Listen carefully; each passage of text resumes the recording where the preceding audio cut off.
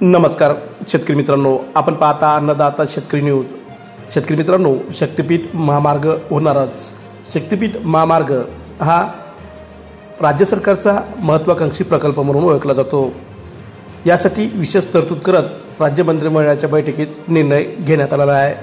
कोल्हापूर जिल्ह्यातील शेतकऱ्यांचा विरोध असताना सुद्धा महाराष्ट्र सरकारने शक्तीपीठ महामार्गासाठी 20,787 कोटी रुपयाची तरतूद करण्याचा निर्णय नुकताच राज्य मंत्रिमंडळाच्या बैठकीत घेण्यात आलेला आहे। या महामार्गामुळे नागपूर ते गोवा हे अंतर 18 तासाचे आहे आणि या 18 तासाच्या प्रवासाचे अंतर या महामार्गामुळे 8 तासावर येणार आहे। यावेळी स्थानिक काही नेत्यांनी सुद्धा कोल्हापूर जिल्ह्यातील स्थानिक नेत्यांनी या महामार्गासाठी विरोध केला होता आणि राज्यातील बहुतांश काही शेतकऱ्यांची सहमती सुद्धा या महामार्गाला आपल्याला दिसून येते। त्यामुळे कोल्हापूर जिल्ह्याबाबत पर्यायी मार्गाचा विचार होणार असं मुख्यमंत्री आणि दोन्ही उपमुख्यमंत्र्यांनी याबाबत निर्णय देताना सांगितलं होतं। पण गेल्या वर्षी विधानसभा निवडणुकीत कोल्हापुरातील शेतकऱ्यांचा रोष कमी करण्यासाठी महाराष्ट्र सरकारने शक्तीपीठ महामार्गाच्या भूसंपादनाला काही स्थगिती दिल्याचे आपण पाहिलं असेल।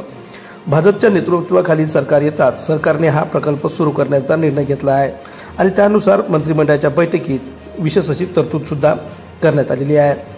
राज्यातील 12 जिल्ह्यांना जोडणारा असा हा महामार्ग आहे। शेतकरी मित्रांनो, हा द्रुतगती महामार्ग 802 किलोमीटर लांबीचा असून तो राज्यातील पूर्वेकडील पवनार जिल्हा वर्धा येथून ते पश्चिमेकडील पत्रादेवी जिल्हा सिंधुदुर्ग या महाराष्ट्र गोवा सीमेला जोडणारा आहे। हा महामार्ग राज्यातील वर्धा, यवतमाळ, हिंगोली, नांदेड, परभणी, बीड, लातूर, धाराशिव, सोलापूर, सांगली, कोल्हापूर व सिंधुदुर्ग या 12 जिल्ह्यांना जोडणारा आहे। तर ह्या महामार्गाला काही स्थानिक शेतकऱ्यांचा विरोध आहे। तर मुख्यतः शेतकऱ्याचा विरोध असताना सुद्धा महामार्ग हा रेटून धरला जात असल्याचं आपण पाहत आहोत। तरी काही स्थानिक शेतकऱ्यांनी पुन्हा एकदा महामार्गाच्या भूसंपादनाला विरोध केल्याचं आपण पाहू शकता आणि त्यासाठी आंदोलन सुद्धा केलेलं आहे। तर शेतकरी मित्रांनो, आपणास काय वाटते की हा महामार्ग व्हायला पाहिजे की नाही, या संबंधीची माहिती आपण कमेंट बॉक्समध्ये लिहू शकता। आपण पाहत राहा अन्नदाता शेतकरी न्यूज।